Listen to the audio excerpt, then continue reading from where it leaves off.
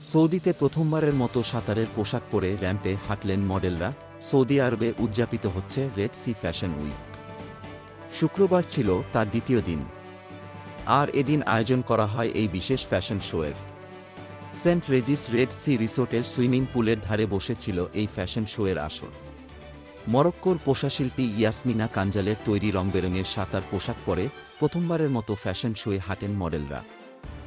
মডেলদের পরনে ছিল সুইমস্যুট, যা মূলত ওয়ান পিস। লাল, ধূসর, নীল, সবুজ, কমলা, গোলাপি নানা রঙের মেলা বসেছিল এই শোয়ে। মডেলদের পোশাকে রঙের পাশাপাশি ঢঙেরও বৈচিত্র্য ছিল। কেউ ছিলেন উন্মুক্ত কাঁধে, তো কারো শরীরের মধ্যভাগও ছিল অর্ধেক উন্মুক্ত। কেউ কেউ নিম্নাঙ্গে বেঁধেছিলেন সারম, আবার বাঁধেননি এমন অনেকে ছিলেন। কেউ কেউ আবার মাথা ঢেকেই পরেছিলেন সুইমস্যুট। এই শোয়ের ভিডিও ইতোমধ্যে সোশ্যাল মিডিয়ায় ভাইরাল হয়েছে। সৌদির মাটিতে প্রথমবার সাঁতারের পোশাক পরিয়ে মডেলদের হাঁটানো নিয়ে উচ্ছ্বাস প্রকাশ করেন ইয়াসমিনা কাঞ্জাল।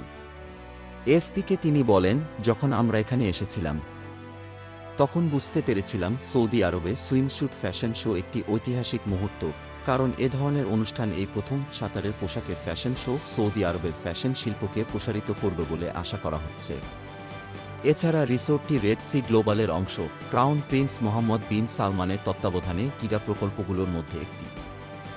শুক্রবারের ঐতিহাসিক ফ্যাশন ইভেন্টে অংশ নেওয়ার সময় সিরিয়ার ফ্যাশন প্রভাবশালী শৌক মোহাম্মদ বলেছেন, সৌদি আরবের আরও বিশ্বায়ন এবং পর্যটন ও ফ্যাশন শিল্পের প্রসারের প্রচেষ্টা বিবেচনা করা আশ্চর্যজনক নয়।